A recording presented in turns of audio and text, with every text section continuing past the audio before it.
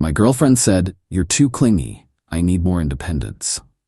So I gave it to her. Stopped calling, stopped planning dates, stopped trying. 3 weeks later, she was crying that I didn't care anymore. I said, "I thought this was what you wanted." I, 28 male, thought I had it all figured out with Ray, 26. We'd been together for 3 years, lived together for 1.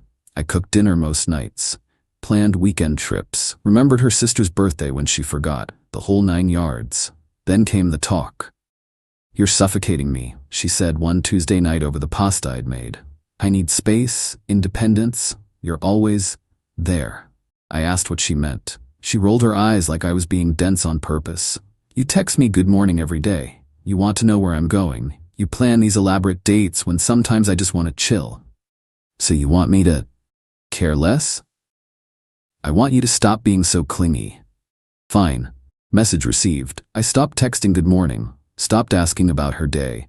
When she mentioned wanting to try that new Thai place, I just nodded instead of making reservations. When Friday rolled around and she asked what we were doing that weekend, I shrugged. "Nothing planned. Thought you wanted independence." She looked confused, but pleased. "Oh, yeah, exactly. Thanks for listening." 2 weeks in, things got interesting. She started coming home later without explanation. Her phone was suddenly password protected. When I walked into the living room while she was texting, she'd quickly flip her phone over. Classic signs, right? But here's the thing. Her demand for space had flipped a switch in my brain. The hurt was there, a low hum beneath the surface, but it was being overridden by a cold, clarifying anger. I started seeing our relationship objectively for the first time in years. I wasn't being clingy. I was being a good boyfriend to someone who didn't appreciate it. So when she stayed out until 2 a.m. on a Wednesday with work friends, I was already asleep. When she canceled our anniversary dinner last minute, I ordered pizza and watched the game. When she stopped wearing the necklace I gave her, I didn't mention it. 3 weeks after our talk, she broke. "Do you even love me anymore?" She was crying on our couch, mascara running. "I thought this was what you wanted. I wanted space, not this. You don't care where I go, you don't plan anything, you barely talk to me." "Rachel, I'm doing exactly what you asked." "No, you're being petty." That's when I laughed. Actually laughed. "I'm being petty? You told me I was suffocating you. I gave you space. Now you're mad I'm not suffocating you?" She went quiet. Then, in the smallest voice, "I didn't think you'd actually change." "What?" I wanted to see if you'd fight for me. Prove you cared." I stared at her. 3 years. 3 fucking years, and she was playing games. It was the excuse people give when their real motives are far worse. "Get out." "What?" "Pack a bag and go stay with your sister. We'll talk tomorrow." She left, sobbing about how I was overreacting. I spent the night thinking, really thinking, about all the times she'd tested me, the jealousy she'd try to provoke, the way she'd criticize how much I cared, then get upset when I pulled back even slightly. But there was more to unpack, and I had a feeling I was about to find out exactly what. Update 1. Things got worse before they got better. The next morning, Rachel texted me 47 times. They ranged from "I'm sorry" to "you're an asshole" to "please just talk to me." I let them pile up while I had my coffee, my hand steadier than I expected. I responded once, "Come by at 6 p.m. to get your things." She showed up at noon. "You can't just kick me out. I live here." "Actually," I said, pulling up our lease on my phone, "only my name is on the lease." Her face went white. See, when we'd moved in together, her bad credit was an issue. I put down the entire security deposit and first month's rent from my savings, so my name went on the lease alone. The plan was to add her once she paid me back for her half of the deposit. She never did. Thank God for my own financial boundaries. "You wouldn't." "I am. I'm giving you 30 days legal notice. That's more than required." That's when she dropped the bomb, likely thinking it was her trump card. "I've been seeing someone else." I took a slow sip of coffee to keep my expression neutral. "I know." "You? What?" "Rachel, I'm not stupid. The late nights, the protected phone, the sudden need for independence. How long?" She broke down. Through tears, she admitted it started a month ago, with Jake from her gym. The cliché was almost funny. She'd been planning to monkey branch, keep me as backup while testing things with him. The "you're too clingy" speech was supposed to make me try harder, to reassure her of my devotion, while simultaneously giving her cover to explore things with Jake. So your test was just a lie to cover you cheating? It's not like that. Explain how it's not like that. She couldn't, because it was exactly like that. Here's where it gets good. While I was giving her the space she wanted, I wasn't idle. I was paying attention. I started looking at things I'd previously ignored out of trust. Does Jake know about me? I asked. She looked confused. What? Does Jake know you have a boyfriend? That you live with me? Her silence was answer enough. Let me guess. You told him you're single. Maybe mentioned a clingy, controlling ex you're trying to get away from? Bingo. The look on her face was priceless. Here's what's gonna happen, I said. You have 30 days to find a new place. Take whatever's yours. Leave what's mine. And Rachel? Tell Jake the truth, because if you don't, I will. You don't even know him. Jake Morrison, personal trainer at Elite Fitness, drives a blue Challenger, lives in those apartments on 5th Street. Her jaw dropped. Like I said, I pay attention. She grabbed some clothes and left, but we weren't done. Not by a long shot. Update 2, the Jake situation. 2 days later, I got a DM on Instagram. Jake Morrison. Bro, we need to talk. My first instinct was anger. This was the guy, but what was the point? He was just another pawn in her game. We met at a coffee shop. He was exactly what you'd expect. Impossibly white teeth and a form-fitting athletic jacket that looked expensive but definitely wasn't warm enough for the weather. He looked more uncomfortable than tough. He got straight to it. She told me she was single, he said, looking genuinely pissed. I don't mess with taken women. That's not my style. I believed him. We compared notes. It was worse than I thought. She'd told him she'd just gotten out of a controlling relationship, that her ex was obsessive and wouldn't let her move on. She'd painted me as some psycho stalker while she was literally going home to me every night. When did she tell you the truth? I asked. Yesterday, after you gave her 30 days notice. She showed up at my place crying, saying her crazy ex was kicking her out illegally. I showed him our text conversations, the lease, the timeline. It felt surreal, sitting there with him, but it was a necessary evil. Fuck, he said, running a hand over his face. She played us both. Yup. What are you gonna do? Already did it. She's got 27 more days to move out.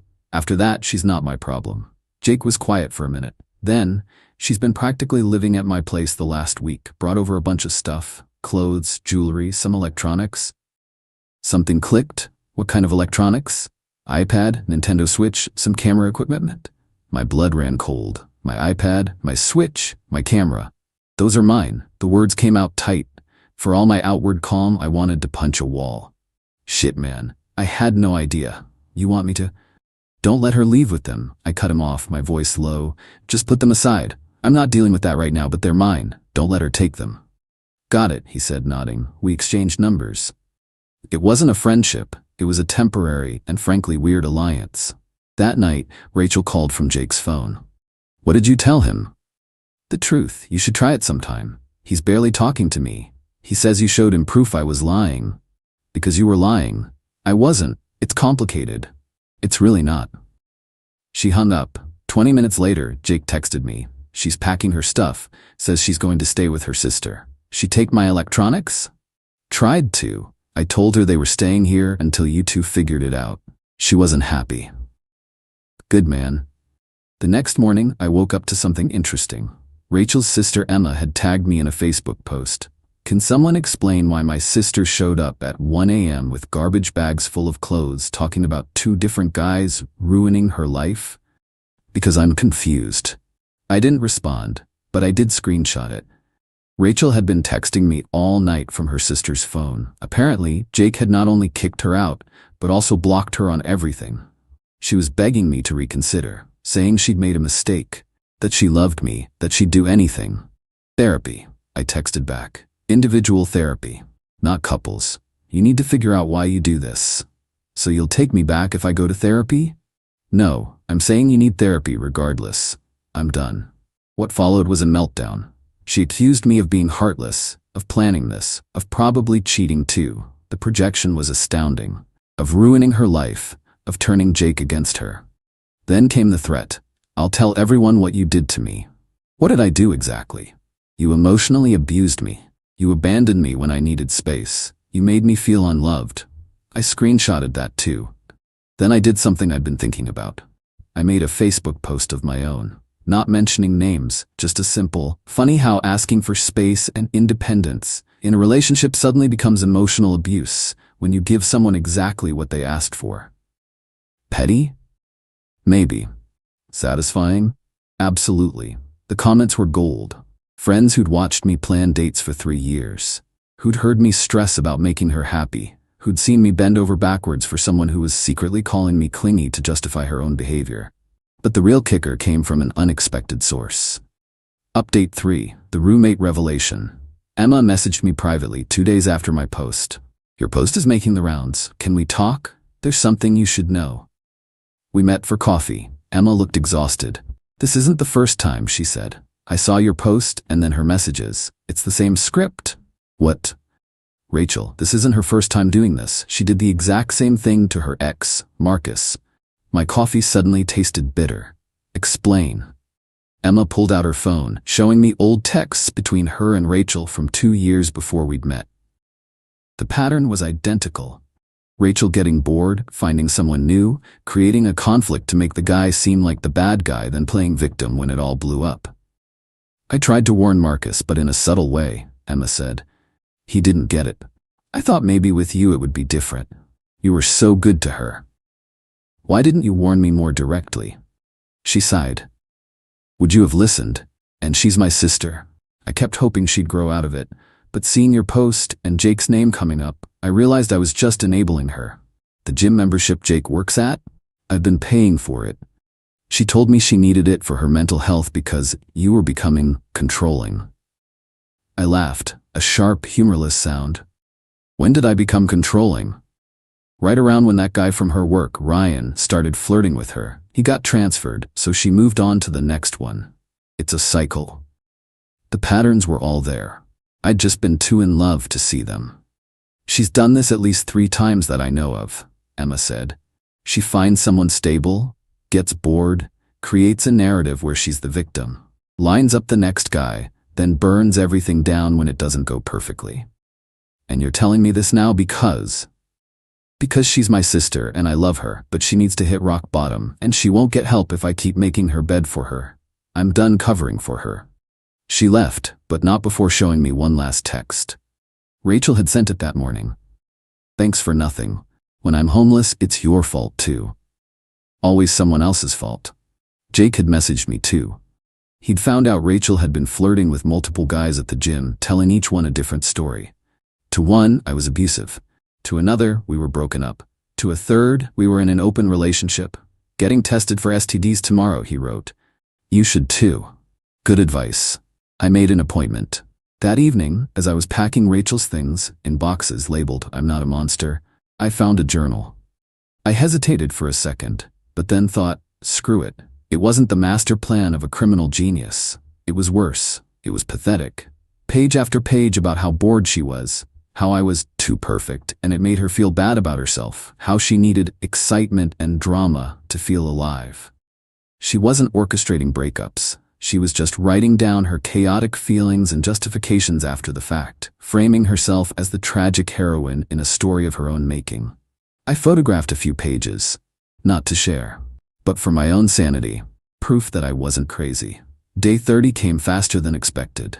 Rachel showed up with a U-Haul and 3 guys I didn't recognize. I had her stuff neatly packed. Jake had dropped off my electronics the day before. The exchange took 10 minutes. No drama, no confrontation. Is that it? She asked as they loaded the last box. What else would there be? I don't know. Anything. Some emotion, something to show you cared. I cared for 3 years, Rachel, I said, my voice even. You just weren't paying attention. She left without another word. Later that night, I got one final text from her number. You'll regret this when you're alone forever. I poured myself a scotch, sat on my wonderfully quiet couch and thought about that. Would I regret choosing peace over her chaos? Would I be alone forever? Maybe. But at least I'd be alone on my own terms. At least I wouldn't spend another 3 years cooking dinner for someone who was texting other guys under the table. Jake and I still have a weird, occasional text-based rapport. He's dating a nurse who actually likes that. He texts her good morning. Emma checks in sometimes. Rachel is with some new guy and has told him she's never been in a serious relationship. Emma gives it 6 months. Me? I'm good. Better than good. Turns out when you stop pouring all your energy into a black hole, you have a lot left over for yourself. I've been hitting the gym, a different one, cooking elaborate meals just for me, planning trips to places I want to go. My apartment is quieter now. No more drama. No more games. And I learned something. When someone tells you you're too much, it doesn't always mean you need to be less. Sometimes it just means they aren't enough.